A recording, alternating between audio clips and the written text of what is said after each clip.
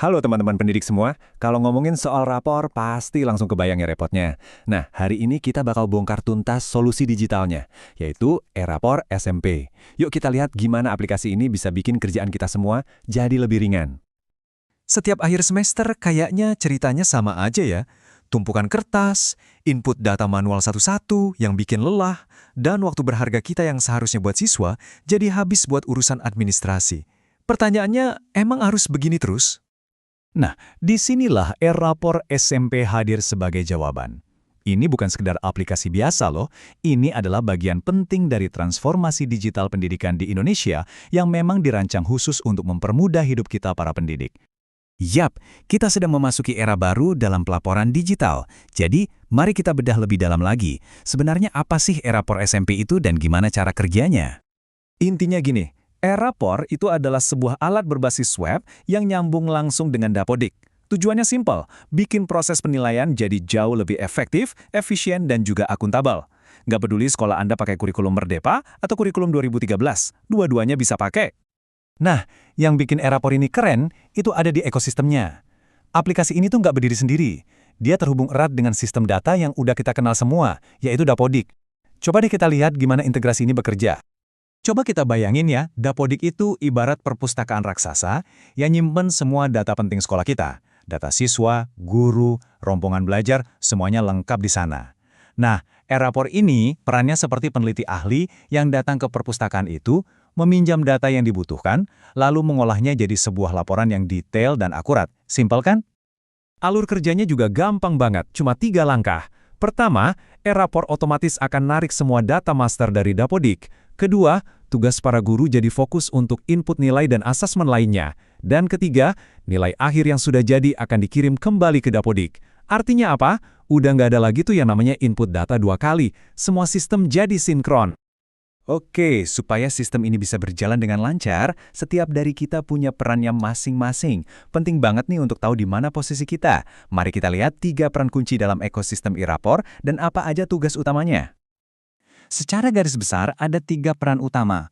Ada administrator yang tugasnya menyiapkan sistem, lalu ada guru mata pelajaran yang fokus menginput nilai, dan terakhir ada wali kelas yang memfinalisasi semuanya sampai rapor siap cetak. Pembagian tugasnya jelas dan rapi. Nah, buat Anda yang perannya sebagai administrator, Anda ini adalah pondasinya. Tugas Anda adalah memastikan koneksi ke Dapodik itu lancar, membuat akun untuk semua pengguna, dan nanti di akhir mengirimkan data nilai yang sudah final kembali ke pusat. Jadi siklus datanya itu dimulai dan diakhiri oleh Anda. Lanjut ke para guru mata pelajaran. Peran Anda ini adalah jantung dari prosesnya. Kenapa? Karena data paling krusial itu datangnya dari Anda, tujuan pembelajaran, dan tentu saja nilai siswa. Jadi akurasi data dari teman-teman guru inilah yang jadi penentu kualitas rapot akhirnya. Dan terakhir, tapi nggak kalah pentingnya adalah wali kelas. Anda ini perannya seperti editor final. Anda yang menyatukan semua bagian, mulai dari nilai, rekap kehadiran, sampai catatan personal untuk memastikan setiap rapor siswa itu lengkap, akurat, dan siap dibagikan ke orang tua. Sistem yang terstruktur seperti ini tentu saja nggak dibuat dalam semalam. Aplikasi e-rapor ini sendiri sudah melalui perjalanan pengembangan yang panjang loh. Yuk kita intip sedikit evolusinya. Perjalanannya dimulai tahun 2017 dengan integrasi awal untuk kurikulum 2013. Kemudian di tahun 2022 ada pembaruan besar untuk mendukung kurikulum Merdeka.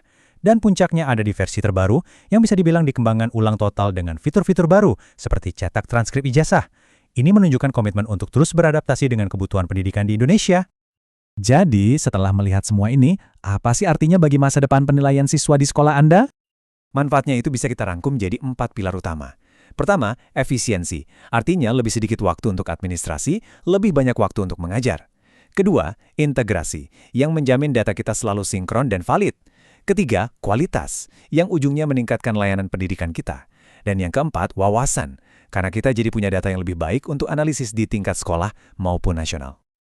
Visi ini, seperti yang ditekankan oleh Direktur Sekolah Menengah Pertama, benar-benar merangkum semuanya. Ini bukan cuma soal efisiensi kerja, tapi tentang tujuan yang jauh lebih besar, yaitu meningkatkan mutu pendidikan bagi setiap siswa di Indonesia. Mengadopsi e-rapor SMP itu bukan sekedar mengganti sistem, tapi ini adalah langkah besar menuju masa depan pendidikan yang lebih efisien dan berbasis data.